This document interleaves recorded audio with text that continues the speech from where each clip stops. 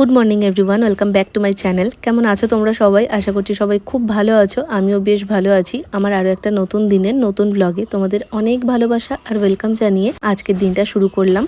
তবে আজকে ভিডিও শুরুতেই আমি তোমাদের সকলের কাছে ক্ষমা চেয়ে নিচ্ছি। আসলে আজকে ব্যাকগ্রাউন্ডে প্রচণ্ড নয়েজ আসছে। আমি প্রত্যেকদিন যখন ভয়েস দিতে বসি তখন জানলা দরজা সব কিছু বন্ধ করে দিই আর ফ্যানটাও অফ করে ভয়েস দিই, যাতে কোনো রকম হাওয়ার আওয়াজটাও না আসে। তবে কিছু কিছু সময় এগুলো না হাতের বাইরে চলে যায়। ঠিক পাশেই আমাদের কাজ হচ্ছে, তো আমার যদি এখন ভয়েসটা না দিই তাহলে আমার আর সময় হবে না, আমার আবার মিস চলে যাবে ভিডিও।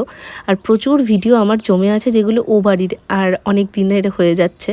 আমি অনেকটা পিছিয়ে পড়ছি সময়ের থেকে, সেই জন্য আমি ভিডিওগুলো চেষ্টা করছি রোজ দিয়ে তোমাদের সঙ্গে শেয়ার করে দেওয়ার। কারণ একটা ভিডিও করার পেছনে অনেকটা খাটুনি থাকে আর সেই ভিডিওগুলো তো আমি এভাবে ডিলিট করে দিতে পারি না। তো যাই হোক, তোমরা একটু ম্যানেজ করে নিও আর আমার পাশে থেকো।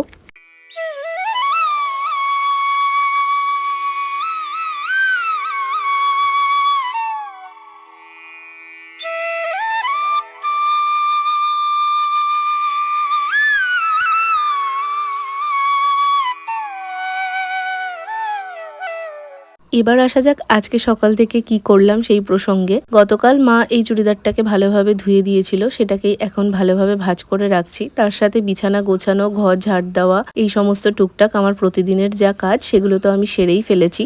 আগের দিন তোমাদের দেখিয়েছিলাম আমি মার আলমারি থেকে আমার সমস্ত টপগুলোকে বের করে বাইরের যে শোকেসটা ওটাতে রেখে দিয়েছিলাম। তো এই আলমারিটা না একদম ফাঁকা হয়েছিল। আজকে সকালবেলাতে আমি মার চুড়িদার কুর্তি যেগুলো আছে ভালো 2 পিসের সেট বা 3 পিস যে সেটগুলো হয় সেগুলোকে সুন্দরভাবে এই নিচের তাকটাতে গুছিয়ে রেখেছি। তবে উপরের তাকটা এখনো গোছানো হয়নি। আমি মার শাড়িগুলোকে বাইরের আলমারিটাতে গুছিয়ে দিয়েছি, আজকে সকালবেলাতেই করেছি। তবে তখন আমার ফোনে একদমই চার্জ ছিল না আর ব্লগটা শুরু করার কথা মাথাতে আসেনি, সেই জন্য ওইগুলো আর তোমাদের সাথে শেয়ার করা হয়নি। তবে সেই কাজগুলো কিন্তু আমি আজকে সেরে ফেলেছি। আর এখন ওপরের আলমারি থেকে সমস্তটা বের করছি, কারণ ওই একটা তাকের মধ্যে শাড়িগুলো সুন্দরভাবে রাখা যাচ্ছে না। যেহেতু হ্যাঙ্গারে করে রাখিনি, শাড়িগুলো একটা টানতে গেলে ও বাকিগুলো পড়ে যাবে। তাই ভেবেছি নর্মাল শাড়ি আর যেগুলো একটু ভালো শাড়ি এই দুটোকে আলাদা আলাদা করে দেবো। ভালো শাড়িগুলোকে এখানটাতে রেখে দেবো আর যেগুলো মোটামুটি কটনের মধ্যে বা হ্যান্ডলুমের মধ্যে সেগুলো ওই বাইরে যেখানে আছে সেখানেই থাকবে। সেই কাজটা করবো ভেবে ওপরের তাক থেকে সমস্তটা বের করে নিয়েছি। তবে বের করতে গিয়ে এখানে দেখলাম বেশ কতগুলো ব্লাউজ পিস আছে, এগুলো একদম এক কালারের। এখন ব্লাউজ পিস বানাতে দিলে কম করে 200 থেকে 250 টাকা নেবে লাইলিন দিয়ে বানাতে গেলে। তো এই ধরনের ব্লাউজগুলো বানানো একদমই বেকার। আগে হলে হয়তো শাড়ি থেকে কাটতেই দিতাম না, তাতে কোল আঁচলে থাকলে শাড়িটায় প্লিট বেশি পড়ে, ভালো লাগে দেখতে। তবে যেহেতু কাটা আছে তো ভাবছি ওই পেপার দেওয়া রয়েছিল তাকগুলোতে, দেখেছো মার কসমেটিক্সের বা ঠাকুরের জায়গায় ওই তাকগুলোতে এগুলো পেতে দেবো। সাথে ওই রান্নাঘরে যে দেখতে পাচ্ছ মিড সেলফটা, ওটার ওপরটার কাগজটাও চেঞ্জ করে এইগুলোকেই পেতে দেবো। তাহলে একটা কাজেও আসবে আর দেখতেও অনেক বেশি প্রেজেন্টেবল লাগবে। সাথে করে এই ব্যাগটা না আমি কলেজ টাইমে ইউজ করতাম, এটা চেনটা খারাপ হয়ে গেছে, নষ্ট হয়নি কিন্তু চেনটা ছিঁড়ে গেছে। তো এই ব্যাগটা আর কোনো কাজের না, আর ভেতরটাও খুব একটা ভালো নেই, তাই মাকে জিজ্ঞেস করে ওটা ফেলে দিতে বললাম। এরপর এখানে দুটোর মতন ধুতি ছিল, তো সেগুলো ভালো আর কি। আমি আগে ভিডিওর ব্যাকগ্রাউন্ডের জন্য এগুলো ব্যবহার করতাম, তো এইগুলোকে এখন গুছিয়ে সুন্দরভাবে রেখে দেবো।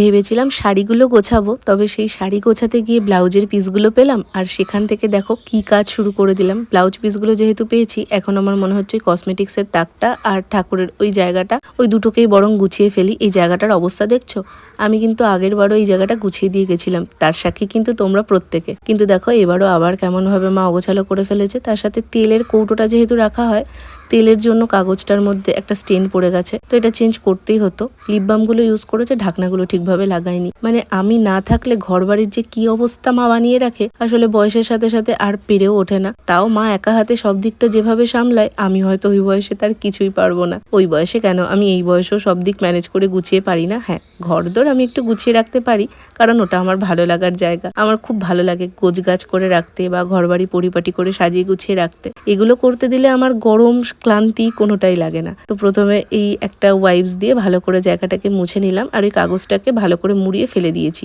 ওটার মধ্যে অনেক গুঁড়ো ধুলো ছিল, সেগুলোর জন্য কাগজটাকে মুড়িয়ে নিয়ে গুটিয়ে ফেলে দিয়েছি।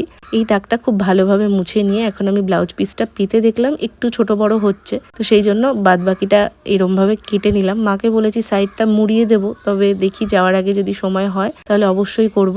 আপাতত এরকম ভাবে মুড়িয়ে সেফটি পিন দিয়ে নিয়েছি, দিয়ে সাজের জিনিসগুলোকে সুন্দরভাবে ঝুড়িতে আবার গুছিয়ে রেখে যেগুলো এক্সপায়ার হয়ে গেছে সেগুলো ফেলে দিয়ে বাকি জিনিসটা গুছিয়ে এখন প্রতিটা জিনিস খুব সুন্দরভাবে আবার গুছিয়ে দিলাম।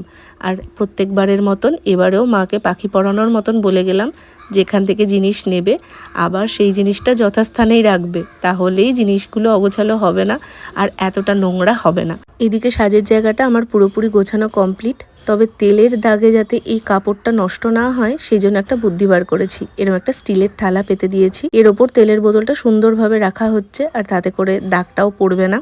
আমার টুকটাক যে কটা সাজের জিনিস আমি নিয়ে এসেছিলাম সেগুলো আপাতত এখানেই রেখেছি, বাড়ি যাওয়ার সময় নিয়ে ব্যাগে ভরে নেব। এরপর দেখো জায়গাটা কত সুন্দর লাগছে, তবে শুধু আমি ওই জায়গাটাই কিন্তু গোছাইনি, প্রত্যেকটা ঠাকুরকে নামিয়ে তাদের স্নান করিয়ে এই জায়গাটাতেও একটা নতুন করে কাপড় পেতে তারপর ঠাকুরগুলোকেও সাজিয়ে রেখেছি। আর এখন দেখো কত নোংরা আর ধুলো বের করেছি, সেগুলোকে এখন গুছিয়ে বাইরে ফেলে দেবো। আজকে যেহেতু আমি এই কাজগুলো করছিলাম আর এই কাজগুলো করতে কিন্তু বেশ অনেকটা টাইম লেগে গেছে আমার, সেই জন্য রান্নাঘরের দিকে আমি আর গিয়েও দেখিনি মা কি রান্না করছে, সাথে করে তোমাদের সাথেও কোনোটাই সেভাবে শেয়ার করা হয়নি। এখান থেকে প্রত্যেকটা বড় যা জিনিস ছিল সেগুলোকে আমি একটা প্লাস্টিকের মধ্যে তুলে রাখলাম, বাকিটা ভালোভাবে ঝাড় দিয়ে ঘরটা পরিষ্কার করে নেব।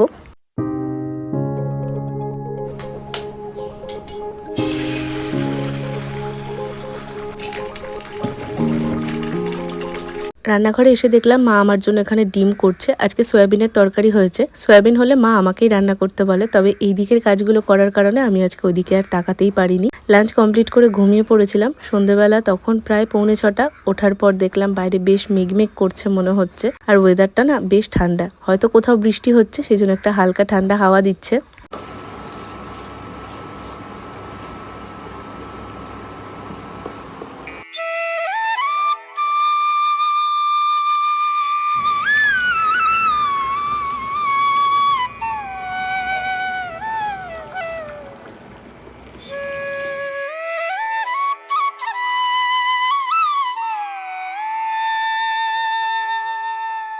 ঘুম থেকে ওঠার পর মা ওদিকে চা করেছিল, চা খাওয়া কমপ্লিট করেই আবার কাজে লেগে পড়েছি। আজকে এই উপরের তাকটাকেও ভেবেছি পরিষ্কার করব, এটাতে প্রচণ্ডই ধুলোবালি পড়ে আর তার সাথে কোনো কভার দেখো পাতা নেই, ছোট ছোট জিনিসগুলো পুরো ছড়িয়ে ছিটিয়ে আছে, সেগুলোকে সব প্রথমে ক্লিন করে নিয়েছি আর তারপর একটা ভেজা ন্যাকড়া দিয়ে এই জায়গাটাকে আগে মুছবো। তেলের বোতলটা মাঝে মধ্যেই বাবা এখানটাতে রেখে দেয়, সেই জন্য দেখো একটা কেমন দাগ দাগ হয়ে গেছে আর ওই তেলের মধ্যে ধুলো আটকে পুরো জায়গাটার অবস্থা খারাপ। তো যতটা পরিষ্কার করা যায় শুকনো ন্যাকড়া দিয়ে আর ভেজা ন্যাকড়া দিয়ে ততটুকুই করেছি। সাবান সার্ফ দিয়ে করলে হয়তো এই পুরো দাগটাই তুলে ফেলা যেত, তবে সেই খাটনিটা আর আমি করিনি। এরপর একটা কিচেন টাওয়াল এই ওপরটা দিয়ে পেতে দিলাম, দেখো এটা পাতার সাথে সাথে জায়গাটা কত সুন্দর লাগছে দেখতে, সবটাই ঢেকে গেছে। আর এরপর এই ওপরটাতে ওই যে টেডিগুলো দুপুরবেলা বের করেছিলাম সেইগুলো দিয়ে একটু সাজিয়ে দিলাম। এই সাদা টেডিটা এবার আমি নিয়ে যাব, এই টেডিটা আমার ভীষণ পছন্দের, তবে এই টেডিটার পেছনে একটা হিস্ট্রি আছে, তোমরা যদি জানতে চাও আমি পরের ব্লগে অবশ্যই জানাবো। আর এদিকে আমি শাড়িগুলোকে এখন গুছিয়ে রাখছি, ওই যে দুপুরবেলায় তোমাদের বললাম ভালো শাড়িগুলো এখানে রেখে দেবো, তো সেই রকমেরই ভালো শাড়িগুলোকে এখানে এনে এনে গুছিয়ে রাখছি। আজকে সারাটা দিন আমার ঘর গোছাতে গোছাতেই চলে গেছে, তবে এন্ড রেজাল্টটা দেখে আমার এই ক্লান্তিটা আর ক্লান্তি বলে মনে হচ্ছিল না। সুন্দর করে সাজিয়ে গুছিয়ে রাখতে জানলে কিন্তু ভাঙা টিনের ঘরটাকেও রাজপ্রাসাদের মতন করে সাজানো যায়। অবশেষে আমার সমস্ত কাজ কমপ্লিট, আর মা দোকান থেকে আসার সময় এই 2 রকম চিপস আমার জন্য নিয়ে এসেছিল। আজকে সারাদিনের খাটনির উপহার এটা আমার। আনার সাথে সাথে ওই সেকেন্ডে যে প্যাকেটটা তোমাদের দেখালাম ওটা আমার খাওয়া কমপ্লিট, তবে মাকে বললাম একটু চিড়ে ভেজে দিতে, এইটা আমার খেতে দুর্দান্ত লাগে। তো ওদিকে মা চিড়েটা ভাজছিল আর আমি শুয়ে শুয়ে একটু গান শুনছিলাম। আজকে সন্ধ্যেবেলায় এটাই খাবো, পেঁয়াজ দিয়ে চানাচুর দিয়ে মাখলে বেশ ভালো লাগে, তবে চানাচুরটা মনে হয় নেই, পেঁয়াজ দিয়ে লঙ্কা দিয়ে মাকে বললাম মেখে দিতে। মা এদিকে চিড়েটা রেডি করছিল আর আমার এই মুহূর্তে এত প্রচণ্ড গরম লাগছিল, সব কাজ শেষ করার পর আমি গিয়ে একটু গাটা ধুয়ে আসলাম। এরপর দুজন মিলে বসে শান্তি করে খাবো, তার সাথে নানান রকম গল্প আড্ডা তো হবেই। সন্ধ্যাবেলাটা আমাদের দুজনের বেশ ভালোই কাটছে। চলো আজকের ব্লগটা তাহলে এখানেই শেষ করছি। ব্লগটা তোমাদের কেমন লাগলো অবশ্যই একটা কমেন্ট করে জানিও, ভালো লাগলে একটা লাইক করো। যদি আমার চ্যানেলে প্রথমবার হয়ে থাকো চ্যানেলটা সাবস্ক্রাইব করে বেল আইকনটা অন করে আমার পাশে থেকে যেও। দেখা হবে খুব শিগগিরই নতুন ভিডিওতে।